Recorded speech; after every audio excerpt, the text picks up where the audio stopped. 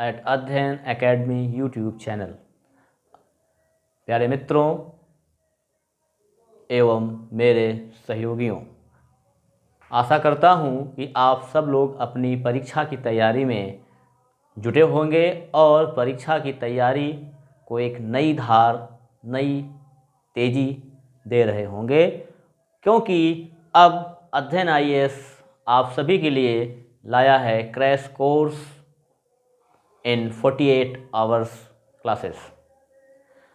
और हमारा टारगेट है 3 मार्च और आपका टारगेट है 6 मार्च। हम आपको इस 48 घंटे की फिजिक्स क्लास में क्लास 12th की पूरी इम्पॉर्टेंट डेरिवेशंस, कॉन्सेप्ट और उससे रिलेटेड न्यूमेरिकल्स का इतने अच्छे तरीके से एक्सप्लेन कर देंगे कि आपकी सक्सेस को कोई रोक ही नहीं सकता और 100% स्कोरिंग क्लास है ये। तो आप हमारे इस चैनल से जुड़े रहें और यदि हमारी और आपकी मुलाकात YouTube के माध्यम से पहली बार हो रही है, तो बस मैं इतना अनुरोध करना चाहूँगा कि आप अपने इस चैनल को सब्सक्राइब कर लें और साथ ही साथ नोटिफिकेशन की बेल प्रेस कर दें, जिससे आपका कोई भी ज्ञानवर्धक वीडियो ना छूटे, मिस ना हो, कोई लेक्चर मिस ना हो और आप अपने परीक्षा की तैयारी को घर पर बैठे अच्छे तरीके से तैयार कर रहे हों। और यदि मैं आपके इस परीक्षा की तैयारी में अपना कोई सहयोग दे पाऊँ तो मुझे बड़ी खुशी होगी, मुझे बड़ा हर्ष होगा। और इसी के साथ आइए शुरू करते हैं हम और आप मिल करके क्रैश कोर्स 48 आवर्स की फर्स्ट क्लास। और हमारा टॉपिक है chapter number 1, electric charges and fields. We cover all the NCERT most important problems. तो आइए शुरू करते हैं चैप्टर 1। और चैप्टर 1 हमारा जो है electric, chapter 1 electric charge and field, electric charges and field. हम इसमें जो है बता दें आपको हम क्या क्या कवर करने वाले हैं। हम आपको चार्ज की डेफिनेशन, चार्ज की कुछ इम्पॉर्टेंट प्रॉपर्टीज़ और concept of electric field, field lines, electric field due to dipole and work done due to dipole when it's kept into the electric field, and many more topics should be covered in this chapter, as we are going to tabulate synopsis. What will be there? Number 1, definition of charge.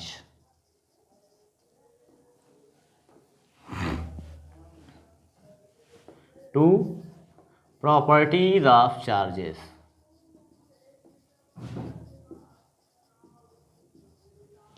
Number 3, Coulomb's law.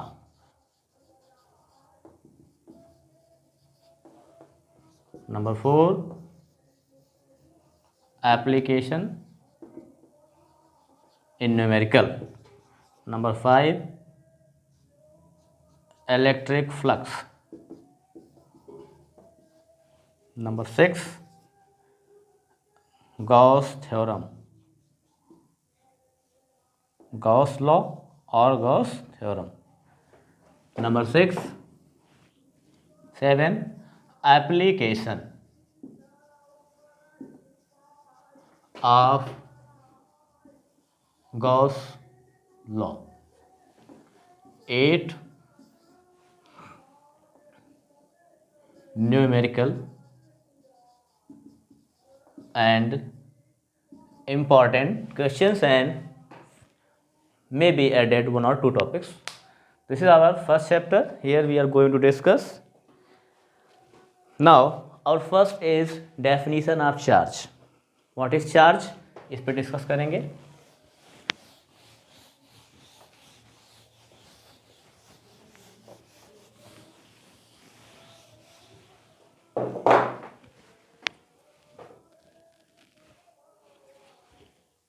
Electric charge.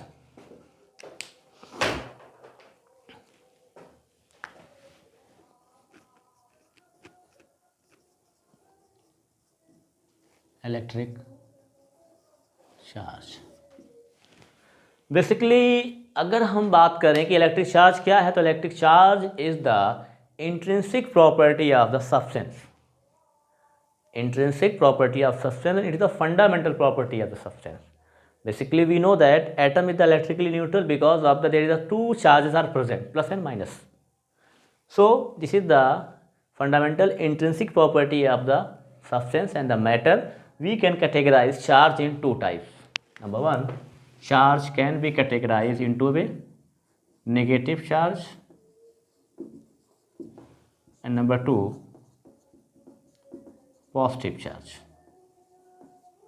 Negative charge is the electron and positive charge is +1, and here you can say -1 and +1 unit charge, both positive charge. So there are two types of charges, negative and positive charges. Now properties of charges. Electron is the smallest charge particle, and the charge on the one electron is -1.6 into 10 to power -19 coulomb. Charge on one proton plus 1.6 into 10 to power -19 coulomb. There are two categories of the charges. If we consider in the term of unit, अगर हम unit के बारे में देखते हैं तो -1 +1 ये हो गया। Properties of charges, properties of charges क्या हैं?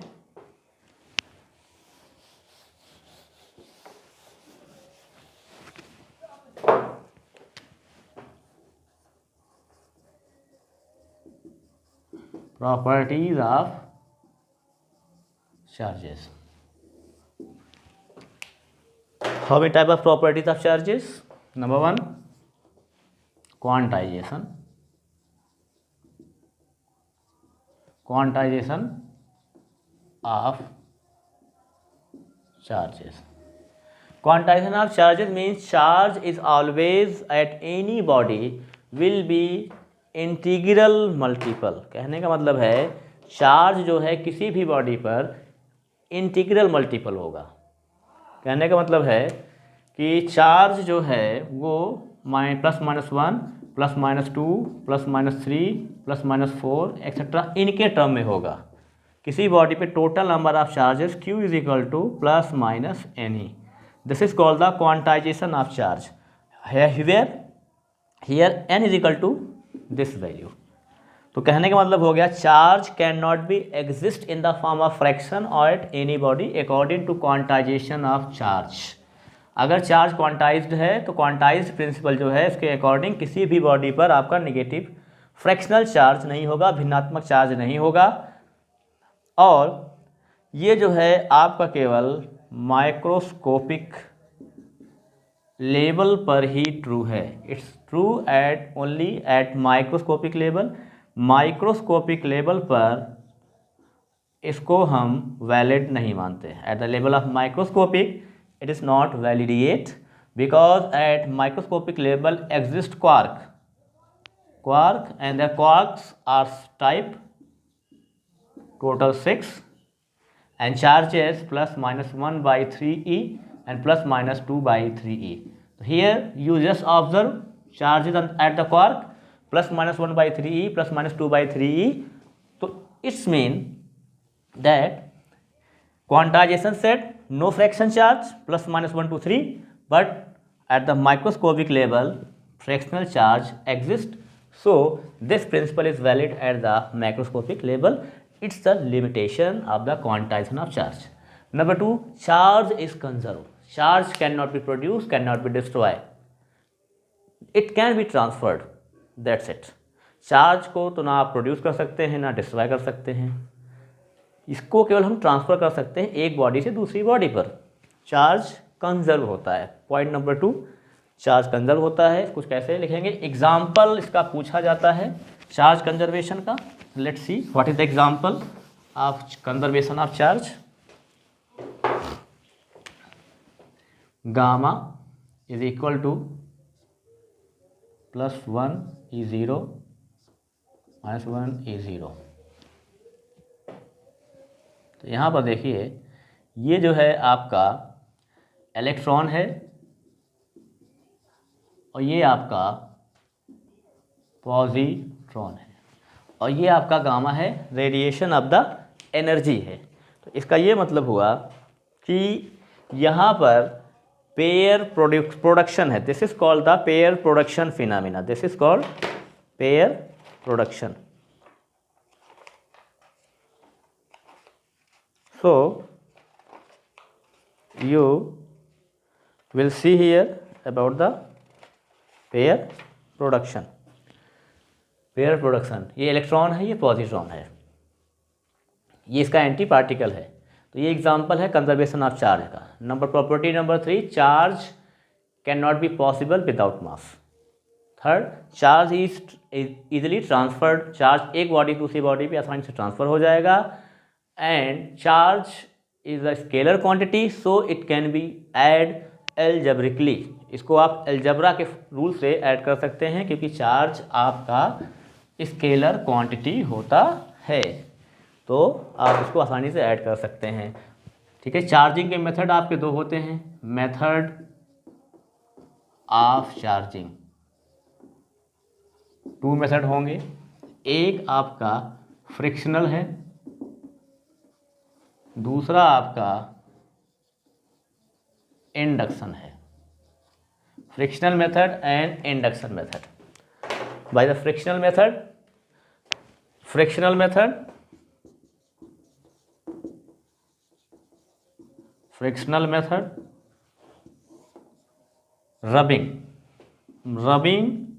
rub and charge. This is called frictional method. Electron, when we rub the body, the electron transfers from one body to another body. This is the method of the frictional electricity. And in this condition we know that how can charge transfer from during the rubbing, because when you rub we just do the mechanical work, and the process of the mechanical work, the charge transferred to take the energy from the external source, and electron transfer from those bodies which have loosely bounded the electrons. If you rub the camphor with the ebonite rod, then electron transfer from camphor to ebonite rod. This is the method of frictional electricity, and therefore one body become positive charge, another body become negative charge. The negatively charged body have a heavier mass compared to positively charged body, because electrons are transferred from one body to another body, and you know that mass of electron is 9.1 into 10 to the power minus 131 kilogram. तो electron transfer हो जाता है। Induction method क्या है? Induction method, when you just keep two bodies close but don't touch, the charge is transferred, attract and transferred by the method of the earth. This is called the induction. Okay, so charge is transferred, so it can be transferred. Now there is example. What is the example? If this body is Q, have a charge Q, and this body have a 0 charge. Okay, before, and you just connect these body A and body B. Body B have 0 charge and body have Q charge. Then electron transferred equally, so mean charge Q dash is equal to Q plus 0 by 2 is equal to Q by 2. जब हम यहाँ से charge wire से connect कर देंगे तो electron body ए से body B पे ट्रांसफ़र होगा, और हर एक बॉडी पे Q by 2 आपका चार्ज हो जाएगा। और जब इसको अलग कर देंगे तो जो नया चार्ज आएगा वो हो गया यहाँ पर Q dash equal to Q by 2, और इस पर भी जो है Q1 dash Q2 dash Q by 2 हो जाएगा। तो इस कॉन्सेप्ट रिलेटेड एक नंबर के क्वेश्चंस कभी कभी पूछे जाते हैं। अब आइए बढ़ते हैं आगे। Coulomb's law. Basically Coulomb's law is the law which governs the electrostatic force. Here we coined the term electrostatics. हमने यहाँ पर इलेक्ट्रोस्टैटिक टर्म्स क्वाइंड किया है।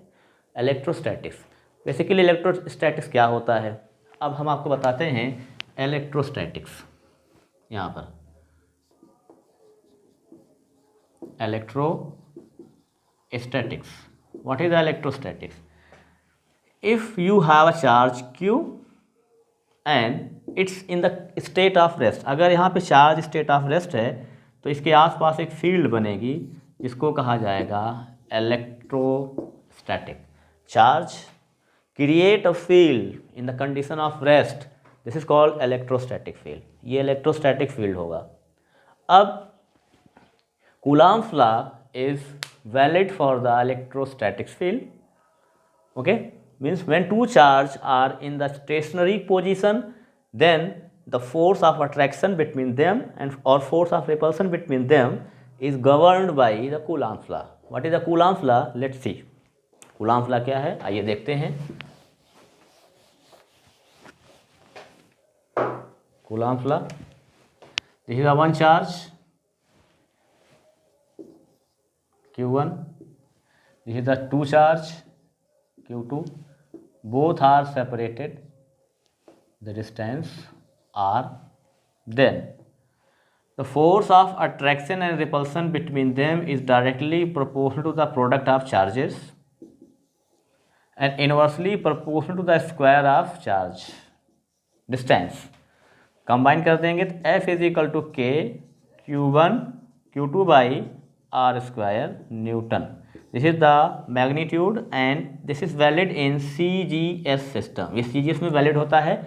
जब इसको हम MKS में लिखेंगे तो ये हो जाएगा F is equal to 1 by 4 pi epsilon naught Q1 Q2 upon R square. Epsilon naught is the permittivity in the free space, permittivity in the free space।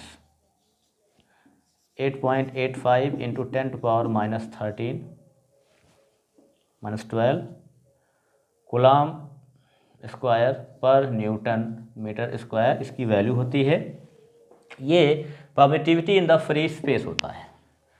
तो ये जो है आपका कूलम्स लॉ है। कूलम्स लॉ अगर vector form में लिखना हो तो कैसे लिखेंगे? वेक्टर फॉर्म में लिखेंगे Coulomb's law in vector form. Very important question.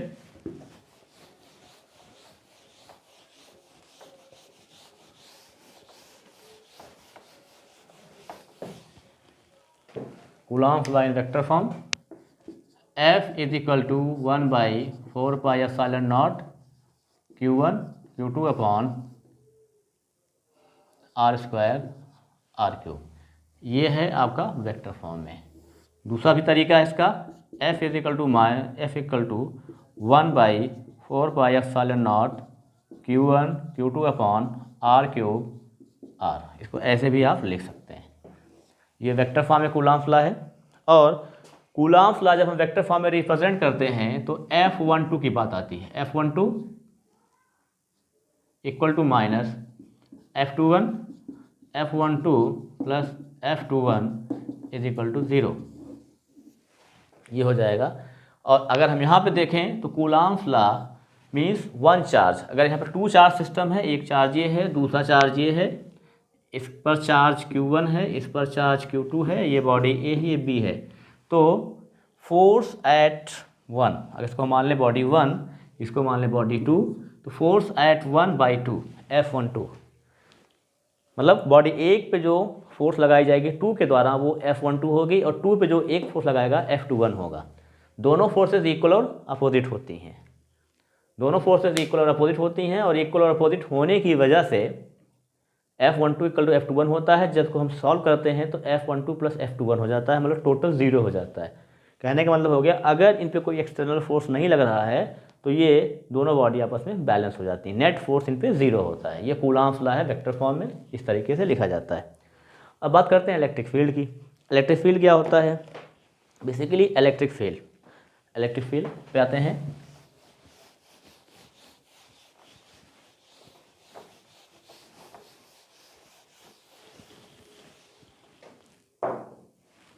Electric field लिख देते हैं।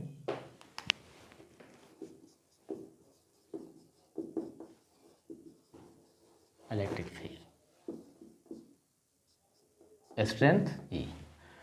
Electric field is the line around any charged particle in which another charged particle experience electric force. कहने का मतलब है कि किसी भी चार्ज के अराउंड एक ऐसा क्षेत्र जिसके अंदर अगर कोई दूसरा चार्ज आ जाता है तो उसको इलेक्ट्रिक फोर्स का एक्सपीरियंस होता है, वो आपका जो है इलेक्ट्रिक फील्ड कहलाएगा। और इलेक्ट्रिक फील्ड स्ट्रेंथ क्या होती है? इलेक्ट्रिक फील्ड स्ट्रेंथ क्या होती है कि force experienced by charge particle पर यूनिट चार्ज, फोर्स एक्सपीरियंस्ड पर unit charge is known as a strength of electric field. यहाँ पे एक हम कॉन्सेप्ट बताते हैं टेस्ट चार्ज का। Test charge is the positive charge which means when you keep test charge in any electric field. Electric field कब होगी? जब कहीं पे कोई चार्ज होगा तो चार्ज के आसपास का जो क्षेत्र होगा वो इलेक्ट्रिक फील्ड होगा। क्योंकि अगर चार्ज ही नहीं है, जैसे यहाँ पे कोई चार्ज नहीं है, यहाँ पे कोई चार्ज नहीं होगा तो क्या मतलब यहाँ पे हुआ? यहाँ पे कोई फील्ड नहीं है। लेकिन जब हम चार्ज ला के रख देंगे तो फील्ड क्रिएट हो जाएगी, और उस फील्ड में जब हम कोई टेस्ट चार्ज ले आएंगे तो वो टेस्ट चार्ज उस चार्ज की वजह से एक फोर्स एक्सपीरियंस करेगा।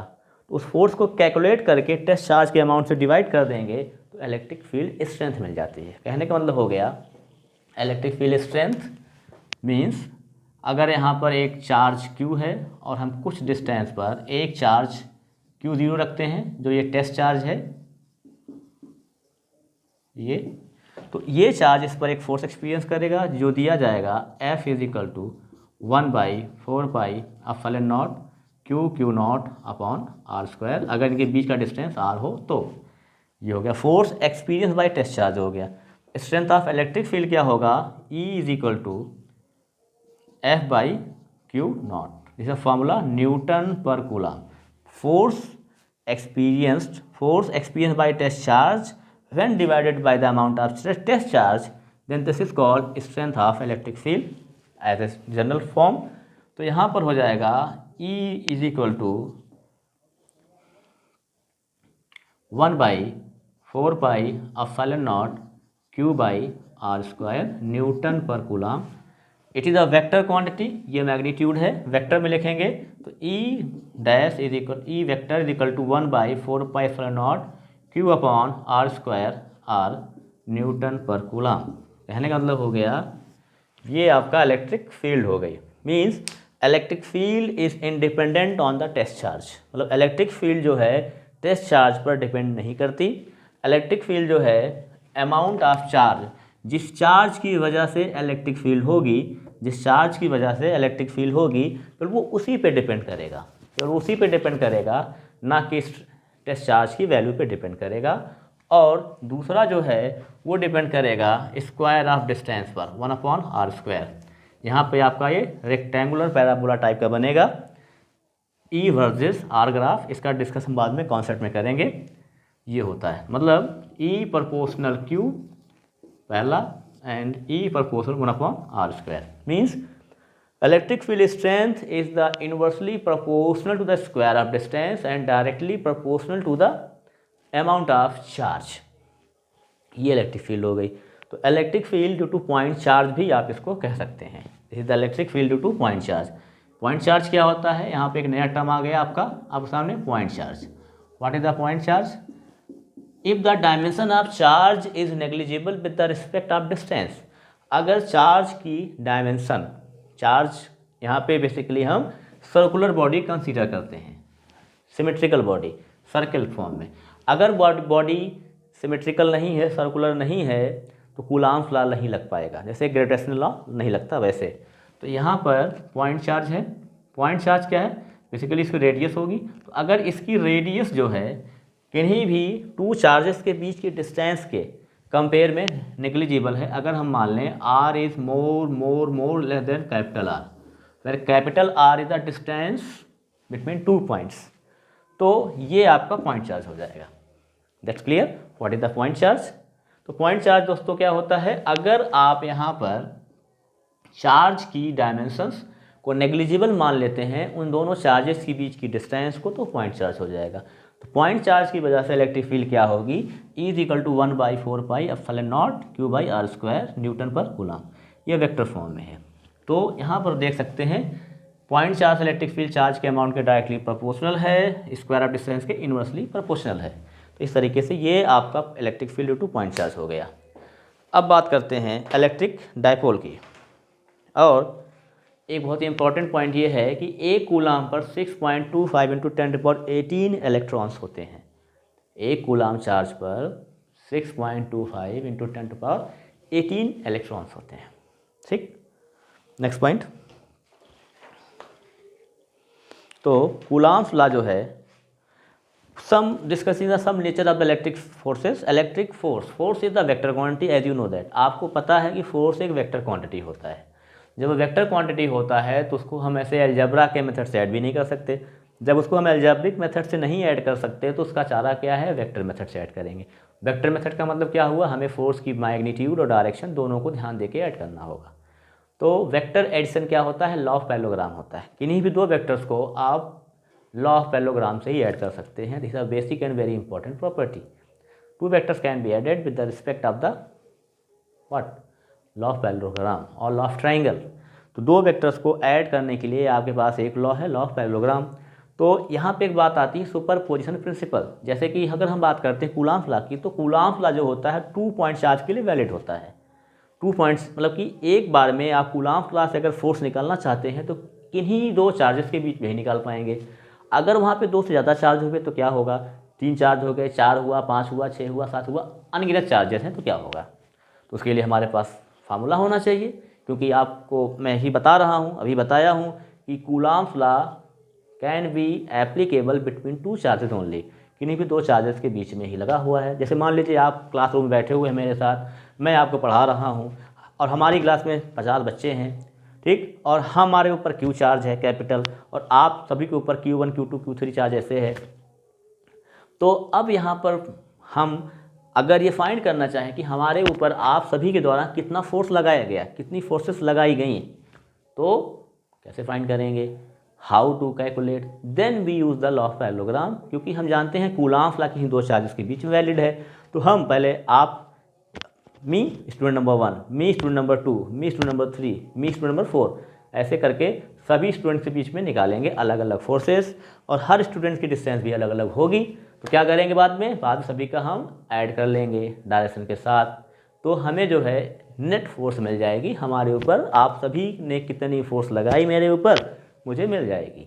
तो दोस्तों ये जो है basically superposition principle of force कहलाता है। ठीक है, एडिशन मतलब मल्टीपल चार्जेस। अगर मोर देन 2 चार्ज हुए तो क्या होगा, मोर देन 3 चार्ज हुए तो क्या होगा, ठीक है ना। तो superposition principle of charges and superposition principle of the electric field भी यूज़ करेंगे, इलेक्ट्रिक फोर्स भी यूज़ करेंगे, दोनों निकालेंगे। तो let's see what is this. आइए देखते हैं क्या है ये, तुरंत समझते हैं बिना देर किए हुए।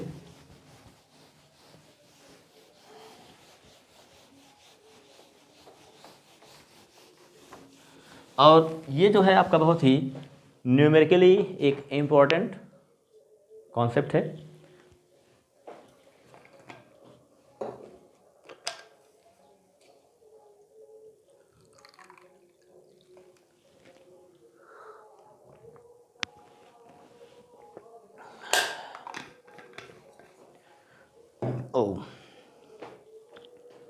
Superposition principle.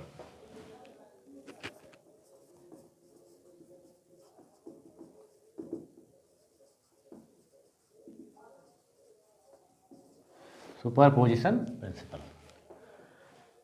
Coulombs law valid होता है 2 के लिए। जैसे मान लीजिए यहाँ पर एक चार्ज है Q1, यहाँ पे एक चार्ज है Q2, यहाँ पे एक चार्ज है Q3। अब आपको Q1 चार्ज पर फोर्स निकालनी है, नेट फोर्सेस, ठीक। तो यहाँ पर एक चीज़ बता दें आपको, अगर product of charges greater than 0 होता है, अगर 2 चार्जेस का प्रोडक्ट 0 से ज़्यादा हो गया, ठीक है, तो वो रिपल्सन होगा, रिपल्सिव फोर्स होगी, ठीक है। और अगर 2 चार्जेस का प्रोडक्ट जो है लेस देन 0 हुआ तो वो अट्रैक्टिव फोर्स होगी, this will be attractive force, ठीक है। तो ये आपको बातें याद रखनी है। तो यहाँ पे अगर लाइक चार्ज होगा तो रिपल करेंगे, अनलाइक होगा तो अट्रैक्ट करेंगे। तो मान लीजिए ये सारे के सारे लाइक चार्जेस हैं, प्लस है, ये भी प्लस है, ये भी प्लस है। तो अब हम मान लें अगर इनके बीच की जो डिस्टेंस है वो R13 है, चार्ज 1 और 2 के बीच में, और हमें Q1 पे निकालना है। और मान लीजिए फिर ये डिस्टेंस जो है आपकी R12 है, और इनके बीच की जो डिस्टेंस है वो R23 है। अब आपको Q1 पे निकालना है नेट फोर्स। तो जब हम Q1 पे नेट फोर्स निकालना चाहते हैं तो इन दोनों के बीच में कूलाम्स लगा देंगे, तो ये जो है डायरेक्टली नॉर्मली आउटवर्ड हो जाएगा, ये F13। और फिर इसका देखिए नॉर्मली आउटवर्ड, इसका निकालेंगे F12। अब यहाँ पर इस पॉइंट पर नाम दे दें ABC। तो इस A पॉइंट पर जो है आपका नेट फोर्स लग रहा है F12 F2। अब इन दोनों में देखिए अलग अलग डायरेक्शन है, क्योंकि ये वेक्टर्स है तो यहाँ पे क्या करेंगे, लॉ ऑफ पैरेललोग्राम लगा देंगे। जब लॉ ऑफ पैरेललोग्राम लगाएंगे तो यहाँ पर इसी के साथ इसको ऐड करेंगे और ये एक हम बना देंगे ऐसे पैरेललोग्राम, ये देखिए इस तरीके से। तो ये जो है रिजल्टेंट होगा, डायगोनल्स होता है पैरेललोग्राम जो बताता है ये F नेट हो गया। तो ये नेट फोर्स हो गया, ये पैरेललोग्राम बन गया। तो net force will be F net is equal to F12 plus F13। ये निकाल लिया हमने यहाँ पर इस तरीके से, ये नेट फोर्स हो गया। अभी हमने यहाँ पे 3 का बताया। अगर हमारे पास इनसे ज़्यादा चार्जेस हो तो क्या करेंगे, मान लीजिए 3-4 चार्ज बैठे हैं तो यहाँ पे क्या हो जाएगा, F is equal to F12 F13 F14 F15 F16 F1n हो जाएगा। ये हो गया superposition principle of force. तो यहाँ पर नेट फोर्स क्या हो जाएगा, F इज इक्वल टू, सब ऐड है तो summation I is equal to 1, J not is equal to 1, I is equal to 1, J not is equal to 1 to N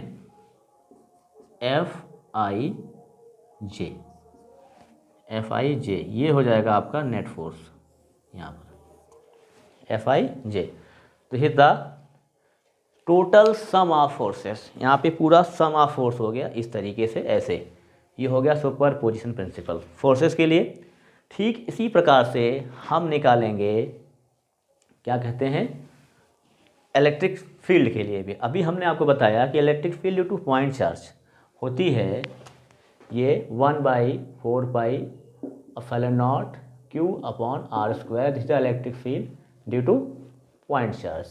तो अब मान लीजिए यहाँ पे 2 चार्जेस थे। अब अगर कई सारे पॉइंट चार्ज फैले हुए हों, स्कैटर्ड हों, डिस्पर्स्ड हों, और उनसे हमें नेट फील्ड निकालनी हो तो कैसे निकालेंगे, ठीक इसी प्रकार से निकालेंगे। आइए देखते हैं कैसे निकालेंगे अगर 2 से ज़्यादा चार्ज हों तो, when 2 more than 2 charges।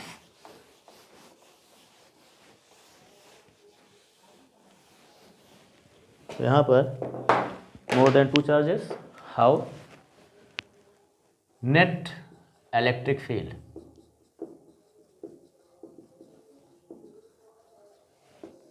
ठीक है। जब नेट इलेक्ट्रिक फील्ड निकालेंगे तो मान लीजिए यहाँ पर ये आपका एक पॉइंट है, यहाँ पे मान लीजिए पॉइंट इधर लेते हैं, मान लीजिए ये चार्जेस हैं Q1 Q2, और यहाँ पर एक आपका पॉइंट है P। इस पॉइंट पर आपको इन दोनों चार्जेस की वजह से नेट फील्ड निकालनी है। तो मान लीजिए कि ये आपका डिस्टेंस हो गया R1, और फिर यहाँ पर ये डिस्टेंस हो गया R2, ठीक है। अब इस पॉइंट निकालना है। तो अगर ये पॉजिटिव चार्ज है तो electric field due to positive charge normally outward होती है। This is our concept. If charge is positive plus Q, then electric field and electric force both will be in same direction. इस तरीके से होगा। Due to positive charge electric field और electric force एक ही direction में होंगी। इनके बीच का एंगल जो है theta is equal to 0 degree होगा। अगर -Q होता है तो इलेक्ट्रिक फोर्स अगर इधर है तो इलेक्ट्रिक फील्ड आपकी इधर होगी, दोनों के बीच में 180 डिग्री का एंगल फॉर्म होता है। तो यहाँ पर जो है हमने एज्यूम किया है ये प्लस है, ये प्लस है, ये प्लस है, तो इसकी वजह से जो इलेक्ट्रिक फील्ड होगी नॉर्मली आउटवर्ड हो जाएगी। ये मान लीजिए आपकी हो गई E1, इसकी वजह से नॉर्मली आउटवर्ड होगी, ये हो गई E2। अब यहाँ पे एक ही पॉइंट पर दो फोर्सेस दो इलेक्ट्रिक फील्ड हो गई, तो ये जो है लॉ ऑफ पैरेललोग्राम से ऐड करेंगे क्योंकि वेक्टर फील्ड है। तो यहाँ पर क्या करेंगे, इनका डायगोनल हो गया, तो ये जो है इस तरीके से बना देंगे पैरेललोग्राम। ये हो गया E नेट इलेक्ट्रिक फील्ड। तो यहाँ पर ये आपकी डायरेक्शन भी हो जाएगी। तो यहाँ पर E is equal to E1 plus E2 होगा, ऑब्जर्विंग। तो ये हो गए 2 पॉइंट चार्जेस के लिए। अब मान लीजिए 2 से ज़्यादा होते, 3 होते, 4 होते, तो क्या करते, सबका फिर यहाँ पे ऐड कर देते। Net electric field E is equal to E1 E2 E3 En। तो E net field is equal to summation I is equal to 1 to N EI, ये हो जाएगा, ठीक। तो इस तरीके से हो जाएगा EI। बाकी और इसमें अगर फॉर्मूला रखना है तो आप इसको तरीके से रिप्लेस कर सकते हैं। तो ये हो गया नेट इलेक्ट्रिक फील्ड। तो इस तरीके से आप नेट इलेक्ट्रिक फील्ड फाइंड कर सकते हैं, नेट फोर्स निकाल सकते हैं जब यहाँ पर बहुत सारे चार्जेस एग्जिस्ट करते हो। तो सुपर प्रिंसिपल हो गया, ठीक है। Then electric fields lines, electric field lines क्या, इलेक्ट्रिक फील्ड लाइंस जो होती है ये आपका इलेक्ट्रिक फील्ड की डायरेक्शंस को रिप्रेजेंट करने का एक इमेज कॉन्सेप्ट है जो कम्प्लीटली इमेजिनरी होता है, टोटल इमेजिनरी होता है। इसमें कुछ भी जो है आपका रियल वे से बिलोंग नहीं करता।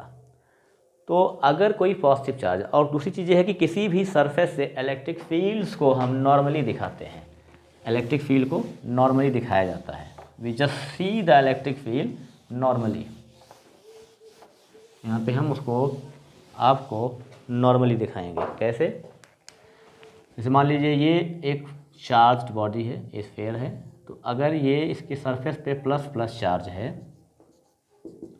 तो यहाँ पर इसके सरफेस से जो इलेक्ट्रिक फील्ड निकलेगी वो नॉर्मली होगी इस तरीके से। अगर यहाँ पर एक रॉड है और ये पॉजिटिव चार्ज है तो इलेक्ट्रिक फील्ड नॉर्मली होगी, बिल्कुल इस तरीके से ऐसे बनाएंगे, मतलब ये हमेशा 90 डिग्री फॉर्म होगा। ये इलेक्ट्रिक फील्ड है इस तरीके से। कंडक्टर है तो कंडक्टर के अंदर कोई इलेक्ट्रिक फील्ड नहीं होगी। Inside conductor electric field E जो होता है वो आपका 0 होता है। और this concept is used in electrostatic shielding. तो कंडक्टर के अंदर से कोई भी इलेक्ट्रिक फील्ड नहीं जाएगी। मतलब जैसे मान लीजिए अगर इसी डायग्राम को हम ऐसे फॉर्म कर दें, प्लस प्लस दिखा दें, ऐसे बना दें लाइंस इस तरीके से, ये चीज़ आपकी गलत है, दिस इज रॉन्ग, ठीक। ये हो गया। इलेक्ट्रिक फील्ड लाइंस कभी भी एक दूसरे को कट नहीं करेंगी, क्रॉस कर देंगी तो इनका जो कंजर्वेटिव नेचर है वो ख़त्म हो जाएगा। इलेक्ट्रिक फील्ड लाइंस जो होती हैं कंजर्वेटिव होती हैं, फील्ड कंजर्व होती है, इसलिए कभी भी इसे क्रॉस नहीं करेंगी।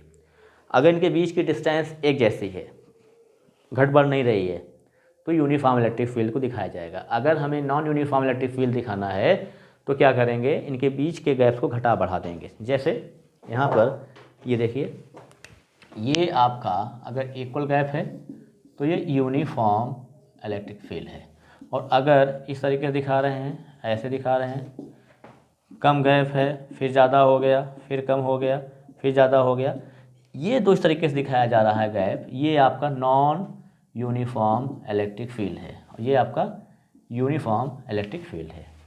तो is a very good way. अगर इलेक्ट्रिक लाइन्स ऑफ फोर्सेस बहुत क्लोज हो जा रही हैं, इस तरीके से हो रही हैं, तो closer the electric lines of forces, electric field closer, then strong electric field will be there. अगर क्लोजर है तो स्ट्रॉन्ग इलेक्ट्रिक फील्ड होगी।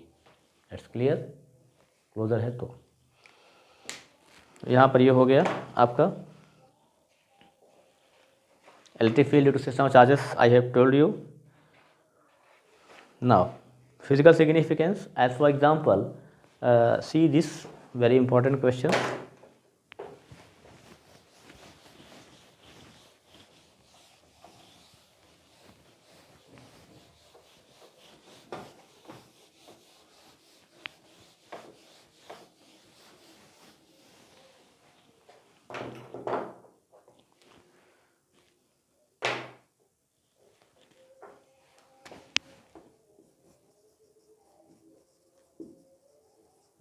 इम्पॉर्टेंट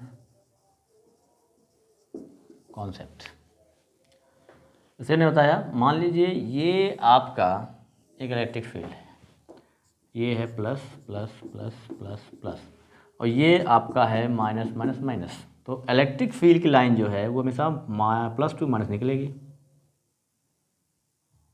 मिल जाएगी।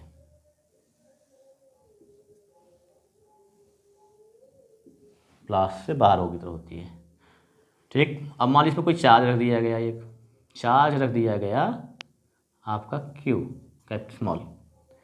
तो अब ये चार्ज है, पॉजिटिव चार्ज है मान लीजिए, तो पॉजिटिव चार्ज में इलेक्ट्रिक फोर्स और फील्ड, इलेक्ट्रिक फील्ड और फोर्स की डायरेक्शन एक ही जैसी होगी, ठीक है। मान लीजिए इसमें इलेक्ट्रॉन रख देते हैं आप, तो माइनस Q रख दिया। तो जब इलेक्ट्रॉन रख देंगे तो इलेक्ट्रिक फोर्स, इलेक्ट्रिक फील्ड की डायरेक्शन जो है हो जाएगी, इलेक्ट्रिक फील्ड मान लीजिए आपकी ये इधर फोर्स लगेगा, एक इलेक्ट्रिक फील्ड के अपोजिट लगेगा। अगर इलेक्ट्रिक फील्ड है तो इलेक्ट्रॉन पर इलेक्ट्रिक फील्ड इधर हो जाएगी, फोर्स ऊपर हो जाएगी, ठीक है। और इसकी फोर्स जो है नीचे की तरफ होगी यहाँ पर, तो Fe ये ऊपर हो गया, और इसके इधर जो यहाँ लगेगा वो आपका mg होगा। तो यहाँ पे ये इलेक्ट्रॉन, इसे मतलब कितना अमाउंट ऑफ इलेक्ट्रिक फील्ड दिया जाए कि इलेक्ट्रॉन इसमें बैलेंस रहे। इसके लिए electrostatic force must be equal to gravitational force. तो QE is equal to mg, electron on charge E is equal to mg, value of electric field equal to mg upon E, ये हो जाएगा। मतलब कि अगर आपको इलेक्ट्रॉन को balance करना है तो इतना ये फार्मूले से आप फाइंड कर सकते हैं, इस फार्मूले से। This is the significance of electric field. Now